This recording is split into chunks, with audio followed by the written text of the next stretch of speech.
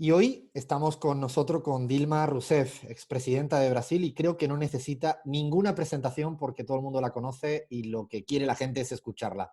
Bienvenida, Dilma, a esta travesura de radio que le llamamos La Pizarra. Eu tenho um grande prazer em falar com vocês. Estamos aquí en Argentina, se escucha en AM750, en Ecuador, en Radio Pichincha Universal, y también en España, en La Última Hora. Y empecemos por lo importante, la salud. ¿Cómo te encuentras tú? ¿Cómo está tu familia? ¿Cómo va llevando estos días de pandemia? Nós outros todos estamos de quarentena, en el isolamento social, e todos bem.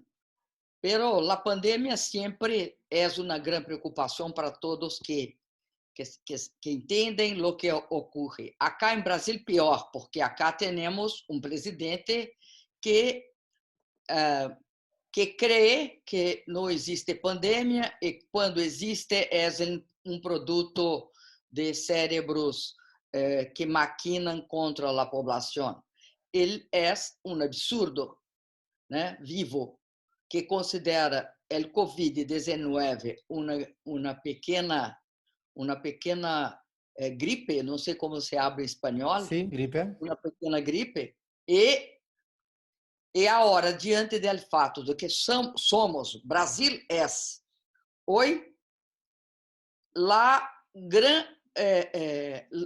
o local prioritário onde estão se desenvolvendo a epidemia. Acá iremos chegar a ser o primeiro lugar, tanto em contaminação como em mortes. Porque não se tomam as providências necessárias e se poderia evitar perfeitamente esta pandemia se tivesse um presidente, como é o caso do presidente argentino, Alberto Fernandes, que tem uma posição de combate, de contenção da epidemia, que é fundamental neste momento. Sí, realmente lo que se está viendo de lo que ocurre en Brasil es ganarse todas las medallas por lo que está haciendo. Me gustaría empezar, Dilma, hablando contigo un poco de tu infancia, porque me encanta saber si de niña eras traviesa, estudiosa o ya eras muy rebelde. Eu sempre fui muito estudiosa e muito rebelde. A la vez. Sim, ao mesmo tempo que se pode ser. Eu sempre gostei muito de leitura e gosto muito de números também. Eres Então, economista, era ¿no? muito buena, Luna. Muito buena. ¿Y rebelde por qué? Porque eu creio que a rebeldia é uma forma de estar no mundo. E você sempre quer saber o porquê das coisas. Né? Tiene esta relação. Não quer dizer que uma pessoa rebelde é uma pessoa que não pode estudar. Por el contrário, eu sempre estudei muito. Pero também fui sempre, tentei ao longo da vida formar mis pensamentos a partir da realidade e não a partir de preconceitos. Eso es fundamental, por la rebeldía te permite a veces eso, ¿no? Y tú Eu creio que meu padre tiene importância nisso. te iba a preguntar justo por tu papá, porque no sabía yo que venía de Bulgaria y que había sido miembro del Partido Comunista, incluso en Bulgaria. ¿En tu casa se escuchaba mucho hablar de política, Dilma? Sim, mas de uma outra forma. Acho que em minha casa se escutava, porque meu padre, quando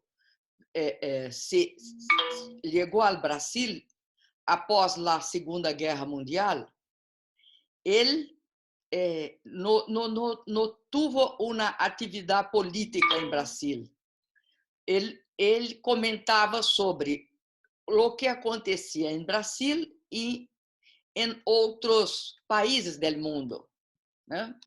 Obviamente, acompanhava os acontecimentos na União Soviética e gostava muito de Alemanha e de França, não de los governos del pueblo, porque viveu muito tempo nos dois países.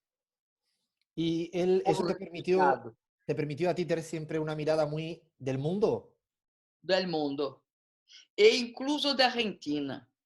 Eu assisti minhas primeiras óperas no Teatro Colón com 12 anos, porque ele ia à Argentina solo para isto, e minha madre, que não gostava de ópera, não queria ir.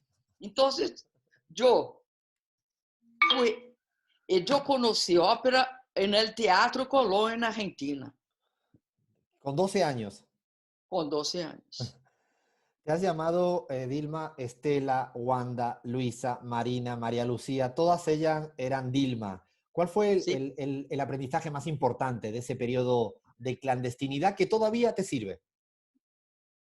Eu creio que, naquela época, eles, o que acontecia em Brasília, Argentina, em los países da América Latina? E você tinha um momento em que os governos progressistas que tinham construído os estados nacionais, por exemplo, Perón na Argentina, Getúlio Vargas em Brasil, e seus sucessores foram impedidos de governar por golpes de Estado militares. Acá em Brasil, eu chego ao início da juventude sob um golpe ditatorial. Então, toda a minha vida foi acreditar que nós outros iríamos mudar a realidade e construir a democracia em Brasil. E naquela época é algo importante e você perceber que su pueblo é um pueblo que está destituído de direitos, que tem imensas dificuldades de sobrevivência. Então, este processo é o processo que leva você a las posições de enfrentamento à ditadura. Porque chegar a isto, há que ter aquilo que a juventude generalmente tem, uma grande generosidade e uma visão de que o mundo está além de ti. Eu creio que este é um processo. É outro processo importante, muito importante. É que nós outros que militamos nestas circunstâncias, quando fomos presos, encaramos a dor e a morte e encaramos cada um de nossos limites e compreendemos com grande clareza como é um governo que usa a dor e a ameaça de morte para criar as condições em las quais eles governam. A América Latina viveu isto. E eu, naquela época, entendi a importância absoluta da democracia. Não basta você poder lutar, há que garantir que todas as pessoas possam, sem ter como consequência a tortura e a morte. Então, eu creio que isto foi uma experiência. Que te ha servido para después tu época de Para mim, presidenta y tu época eu actual. creio que as pessoas precisam passar por isto para ter experiência de vida. É a minha, por as minhas condições históricas específicas. Mas eu valorizo porque é o que me ocorreu. Claro. Y de hecho, Dilma, hay una imagen tuya que es muy impactante de tu juicio ante el Tribunal de la Dictadura Militar, en la que permaneces con la cabeza completamente alta. Y yo te pregunto, ¿qué pensabas en ese momento, en ese instante? ¿Te acuerdas? Lembro perfeitamente. Em Brasil, eles faziam o seguinte: eles te julgavam em várias partes de Brasil, a mesma coisa, várias vezes. aquilo ocorreu em Rio de Janeiro. Rio de Janeiro, e eu sei o que eu pensava. Naquele momento, eu pensava que tinha que denunciar a tortura. Porque íamos diante do juez, chegamos ao juez e dizíamos: senhor juez, eu fui torturada. Então, era assim que nós outros acreditávamos que era importante ter uma posição e sempre mostrar que você tinha ideias e que suas ideias não podiam ser objeto de julgamento e de condenação. Então, eu pensava pura e simplesmente que eu tinha que enfrentá-los. Há que enfrentá-los. E há que enfrentá-los sem medo. Porque, como disse um grande literato brasileiro, que se chama, aliás, que se chamava Guimarães Rosa, dizia: o que a vida quer da gente é coragem, porque a vida é muito complicada. Ele tinha um momento que ele dizia que viver era muito perigoso. Então, o que a vida requer de você é coragem. O povo tem coragem, porque enfrenta a vida com grande dificuldade. Então, ali, eu estava numa situação que Guimarães Rosa disseria: o que a vida quer de você agora, acá, é coragem. Y tenías coraje y se notaba incluso en esa imagen absolutamente. Tenía que tener. No quedaba otra también, es cierto. Después, Dilma, te hemos visto, obviamente ya todo el mundo conoce tu carrera amplia, muy como ministra de Lula, como presidenta. ¿Cuál es el momento que se te viene a tu cabeza que te saque una sonrisa de tu periodo de presidenta? Aunque sea el más chiquito, alguna cosa que te haga sonreír.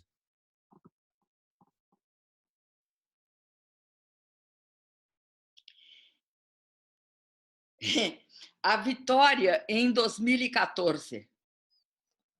Por quê? A vitória na eleição. Eu não sei se tu sabes, pero algumas coisas em aquele momento ocorreram no dia do cómputo de los votos. Eles deram a vitória ao meu oponente. Eran portadas de la revista Belia o Bella, no recuerdo en ese momento. No, Antes. fue el Jornal Nacional. Ah. La apuración dice que él estaba eleito. E ele não estava eleito.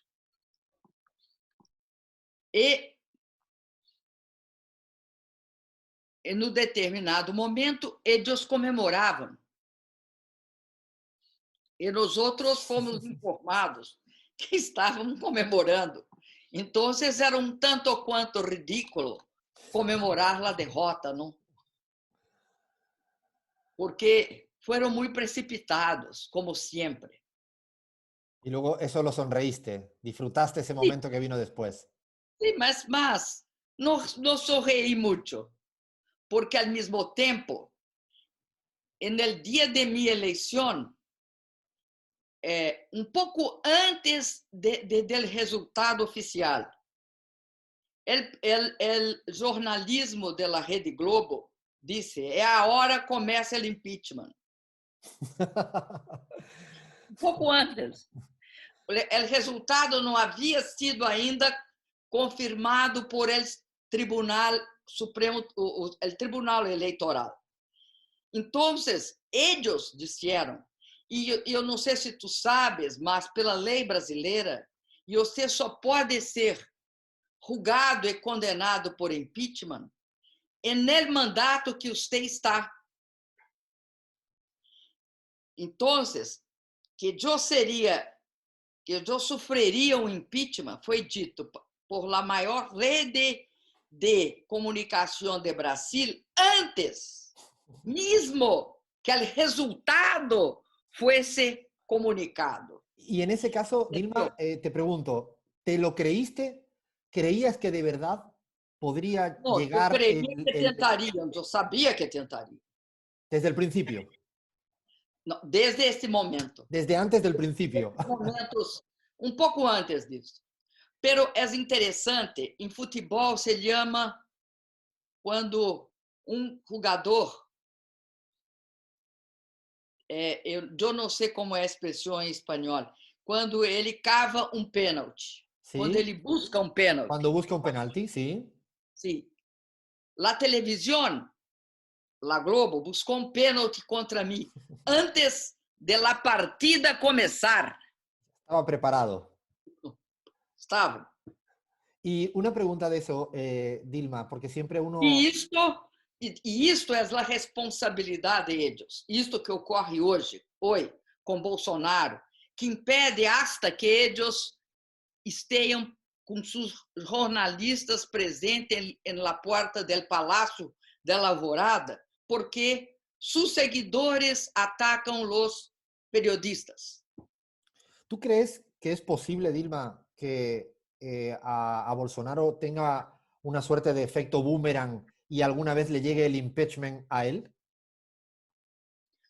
Hoje há vários pedidos de impeachment a ele. O que sustenta Bolsonaro é um pacto, porque Bolsonaro é a saída neofascista que viabiliza uma renda neoliberal. Então, enquanto este pacto de los neoliberales, que são não a extrema direita, mas são a direita e o centro-direita, se juntaram com a extrema direita e mantém Bolsonaro. E ele sempre foi visto por eles como sendo passível de ser tutelado, manipulado, e que ele teria uma possibilidade de acomodação assim que sentasse na cadeira presidencial. Ocorre que a história mostra isso. A extrema-direita não tem o chip de la negociação, o chip de la acomodação. Ela tem sua posição e define o caminho. ¿Y se está rompiendo el pacto? ¿Se está rompiendo el pacto? Não rompeu. Há partes da sustentação do pacto que se rompeu, mas, em el todo, ele se mantém. Veja você, e você deve ter conhecimento de uma reunião que foi divulgada, porque uma reunião ministerial Sí, que foi donde divulgada sale el vídeo donde Bolsonaro amenaza prácticamente a todos los poderes. todo. Não, e disse que tem de armar o pueblo Sí. abertamente. O ministro de Meio Ambiente disse que aproveita a epidemia e haga todo o mal que se possa abertamente isso tudo. Bom, qual foi a consequência? O dólar caiu, o real valorizou e a bolsa subiu. Isto significa uma reação do mercado de aprovação a Bolsonaro. Então, o pacto não desmanchou. É contra este pacto que há necessidade de uma frente democrática, que não pode ser uma frente democrática que integre essas correntes, porque eles apoiam Bolsonaro. Y una pregunta, Dilma, justamente respecto a ese proceso complicado para todos los que estamos afuera. Cuando uno mira y dice, es cierto, Bolsonaro gana habiendo encarcelado a Lula, pero también es cierto que obtiene 49 millones de brasileños que le dan el voto en primera vuelta, 57 en segunda. Usted seguro se ha preguntado por qué la gente acabó dándole el voto a ese neofascista. Yo creo que hubo el seguinte: todos os golpes são um processo. Vocês viveram isso, nós outros vivimos isso. O golpe tem um ato inaugural. No golpe de 2016, o ato inaugural foi o impeachment. Mas não parou por aí.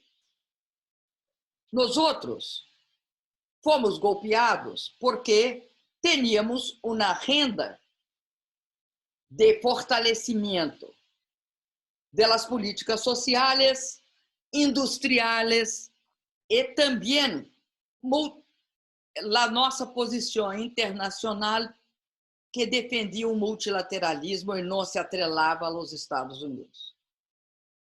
Então, ao dar o golpe, eles lo deram para imponer uma pauta neoliberal, que até então o Brasil não tinha esta pauta. Nós tínhamos 3 bancos públicos, né? A Argentina tinha toda a privatização já realizada, Brasil não. Tinha Petrobras, Eletrobras, Banco do Brasil, Caixa Econômica, o BNDES, que era um banco de investimento, que tinha o mesmo um funding um pouco maior que o do Banco Mundial, e tínhamos 380 mil milhões de dólares de reservas. Então, não tínhamos nenhuma fragilidade estrutural maior. Então, quando eu ganho a eleição, eles veem que por 4 vezes consecutivas nós havíamos derrotado esta pauta. Eu sofro um impeachment e no dia seguinte eles aplicam a pauta que perdeu a eleição. E também começa a perseguição através da Lava Jato, o lawfare. O lawfare e o governo que se segue de ilegítimo de Temer congrega a centro-direita e a direita. E alguns hasta del centro também. E isto vai produzir perdas para as pessoas. Isto é um. 2. O lawfare tem um efeito secundário que atinge também o centro-direita e a direita. Então, e há uma criminalização da política. Quando chega na eleição, setores da população mais pobres estão já em uma situação difícil, porque eles criam uma austeridade dentro da Constituição, colocam a austeridade dentro da Constituição e acaba com os gastos de educação, saúde, vivendas, etc. Então, quando chega o processo eleitoral de 18, eles sabem que se não tirar Lula, Lula ganha a eleição. Então, tomam uma medida, tira Lula. Impede que Lula chegue. Porém,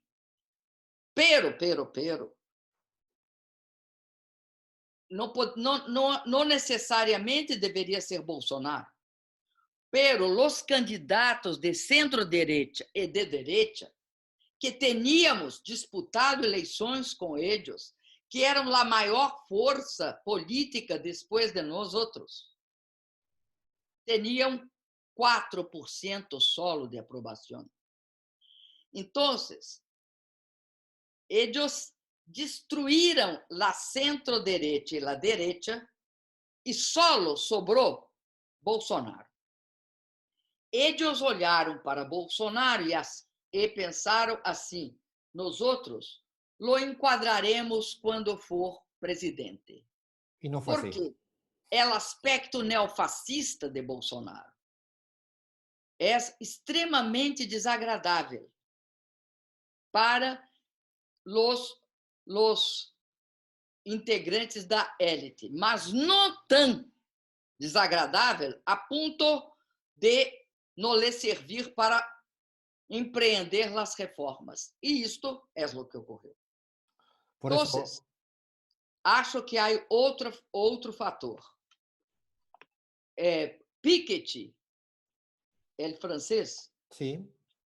dice que hay una característica de la globalización y de la financiarización que es la chamada curva del elefante.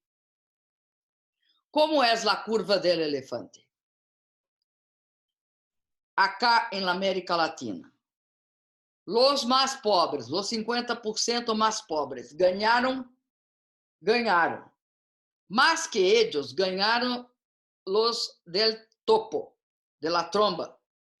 E el meio del elefante, que são as classes médias, não tiveram o mesmo ganho. Ganharam, mas muito menos. Então, tinham certo ressentimento. Isto é uma das versões também para o fato do surgimento, não em golpe, mas em processos eleitorais, como é o caso de Macri. O que explica Macri? Pode ser a chamada curva del elefante, que é a proporcionalidade do ganho entre as diferentes camadas sociais prejudica uma certa classe média que se mostra rancorosa e querendo uma outra solução. De hecho, Álvaro García Linera lo explica en Bolivia, el golpe de Estado, desde esa disputa que se da entre la clase que asciende y la de toda la vida. Y en esa discusión es el golpe. De hecho, Pepe Mujica, lo tuvimos aquí en la pizarra hace 2 semanas o 3, y nos decía algo que también hay una moda de votar a todo no, que hay una suerte de querer votar en contra. Y él explica... No creo nisso. ¿No lo crees? ¿Por qué no lo crees? Porque não creo que as pessoas votem por moda en el no. As pessoas votam por aquilo que precisam. E quando, em alguns momentos, no caso do Brasil, isto é típico. Nós outros tivemos grande enfrentamento em 14. Em 18 teríamos outro enfrentamento. Porque as pessoas votam por las propostas. O que acontece quando chega e votam em Bolsonaro? Porque creem que Bolsonaro é o nosso sistema.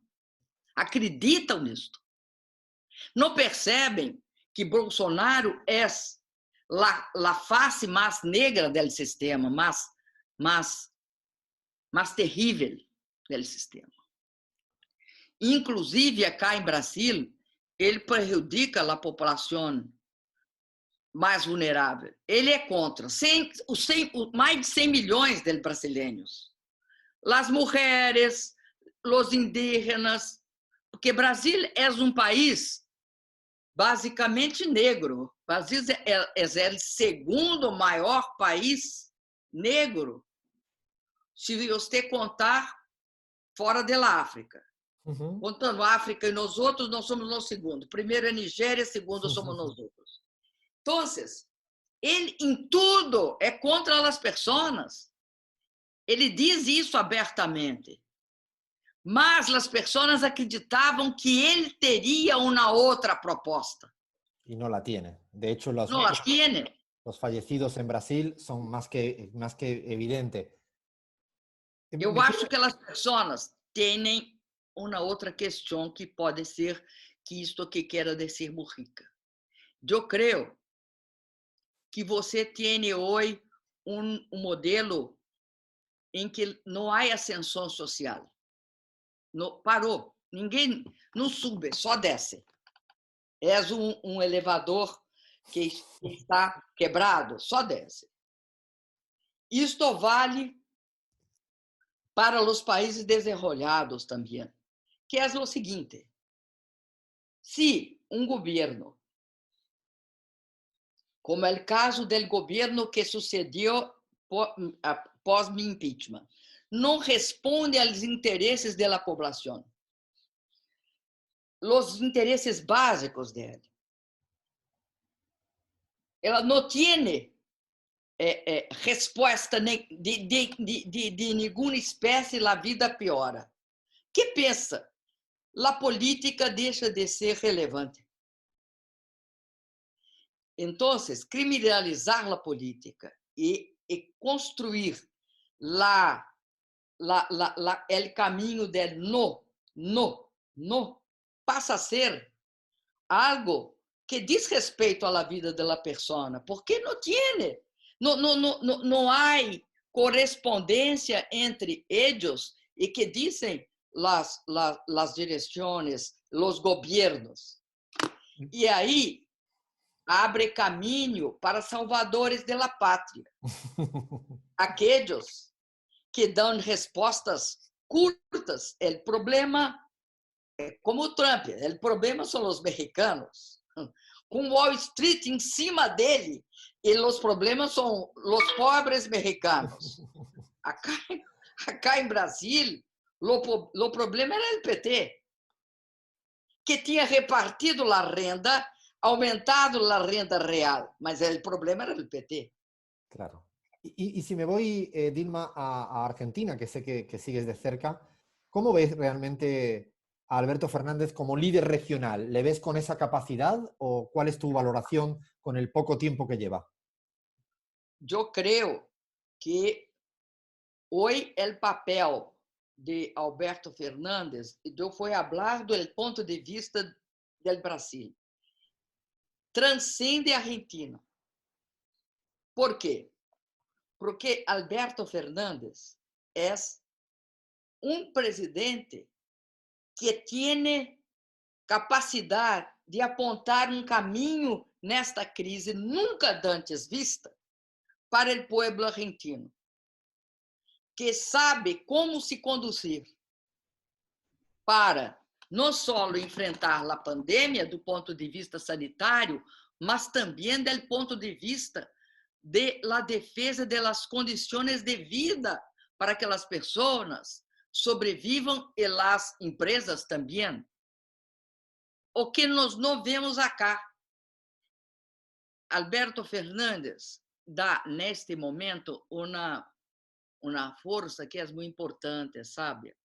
É a segurança de uma liderança que tem rumo, clareza e que habla com as pessoas, que é democrática. Então, isto é papel que eu creio que ele terá, a partir de agora, uma relevância na América Latina. Todos nós outros olharemos para ele como uma referência. E isto é importante, porque nós outros somos seres humanos e temos de ter uma coisa muito simples: esperança. Alberto Fernandes dá esperança. E a gente pensa assim, mas também acá podemos ter Alberto Fernandes. Es cierto. Y el último pregunta que te hago así de análisis más geopolítico es de España. No sé si sigues la política española o no la sigues. Sigo. Eu estou incluso muito preocupada porque tenho visto que o partido Vox de extrema direita tem tentado aproveitar da epidemia e da forma pela qual ela ocorreu em Espanha e ter uma posição de desgaste muito forte do governo de Pedro Sánchez. Pero eu creio que há outros problemas sérios na Europa, porque esta questão da decisão da Corte Constitucional alemã, que, na verdade, questionava as relações de ajuda econômica dentro da União. E, agora, tem duas propostas. Uma de Merkel e Macron, que não é empréstimo, né? É fundamentalmente contribuições sem pagamento de retorno, e as proposições de los chamados quatro frágiles, né? Que são os austríacos, a Dinamarca, a Holanda, né? E e Suécia. Ellos minam a União Europeia. Porque, diante da situação de Espanha, diante da situação de Itália, não ter uma política de ajuda, de solidariedade, ¿para que serve então a União Europeia? Eu creio que se houvesse uma posição mais consistente da Europa, você não teria esse espaço para Vox tentar penetrar e desestabilizar a relação política do governo de Pedro Sánchez. Es verdad, ha demostrado, decía Álvaro García Linera también aquí en la pizarra hace 2 semanas, que ha demostrado que el fracaso de la Unión Europea en este momento de pandemia ha sido notorio. Ahora sí, para terminar, Dilma... Talvez seja dos grandes problemas são o confronto de Trump com a China e a crise dentro da União Europeia. Novo mundo nas relações multilaterais pode emergir. No sé cuál. Pero va a salir otro, ¿no? Es cierto. Yo creo. Y te hago ya preguntas muy cortas y una respuesta, si tú puedes ser, sin pensarlo mucho. Y son preguntas más para conocerte a ti. Una comida preferida de Brasil. ¿Cuál? Feijoada. Ay, qué rico. Me dieron ganas ahora también de comerlo. ¿Ves series o no? ¿Cómo? Si ves series, ¿eres de ver serie de televisión o no tanto? ¿Películas? Yo vejo series. ¿Cuál nos recomiendas? A que eu mais gostei, Downton Abbey. ¿Cuál? Downton Abbey. Ah, no la conozco. ¿Es recomendable? Conoces, sim. Conoces. Então, não estou falando direito. Downton Sí. Abbey, de Abadia. Ah, de Abadía. Ok, sí. Downton Abbey. La vamos a buscar. Aquela del castelo imenso que tem o primeiro andar de la aristocracia e el andar debaixo de los trabajadores. É muito interessante. Vamos a buscarla. Gosto também de séries policíacas, policiales. Sí, policiales. Mentalista. Ah, también. Esa sí la conozco. Esa es muy buena, sí. Te digo, ¿cuál es tu personaje histórico favorito afuera de Brasil? ¿De qué? De la política, de la historia. Yo creo que vou te dizer el que me passou imediato por la cabeça. Sí. Eu acho dois personagens muito interessantes. Um é Napoleão, pelo fato de que ele levou a Revolução Francesa para a Europa. Sem ele, a Revolução Francesa não tinha seus efeitos. E ele eu creio que ele tinha uma força muito grande, porque, e ao mesmo tempo, vivia, quis ser imperador, uma figura complexa. O outro, que eu creio que é interessantíssimo, é Deng Xiaoping. Não por conta de que ele chegou e falou vamos abrir a China, não é por isto. É porque dizia duas coisas que eu creio que são muito interessantes. Se você estiver ganhando, disfarce. Não deixe ver que você está melhor. Está muy bueno. Mantenga sempre o perfil baixo. Não enfrente. Porque senão eles saberão de tu força. Isso é uma.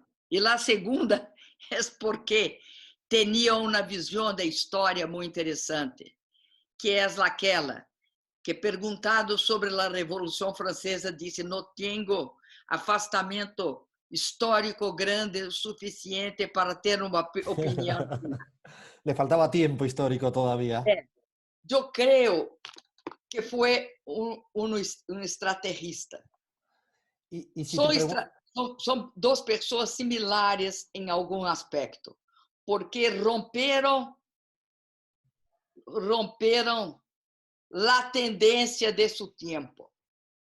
Napoleão, sem dúvida alguma, e Deng também, Dieng ajudou com outros grandes líderes lá o fato de que em 30 anos China se transformou em la segunda potência internacional. Así es. Y Isso não é fiar. si te pregunto, Dilma, ¿con qué político o política te has reído más en América Latina? Com Chaves. Creo que todo el mundo dice lo mismo. Chaves era ótimo. Era muito irônico, Chaves. ¿Un país que te gustaría vivir alguna vez un tiempo fuera de Brasil? São vários. Uno Uno o não dos. tinha. Bueno, dos. Eu gostaria de viver em Argentina. Está bien. E também gostaria de viver em Itália. En Italia. Em Itália. Y por último, dime una palabra si te digo Cristina Fernández de Kirchner. Muito amiga. E duas palavras. Amiga e uma gran latino-americana estadista. Donald Trump. Donald Trump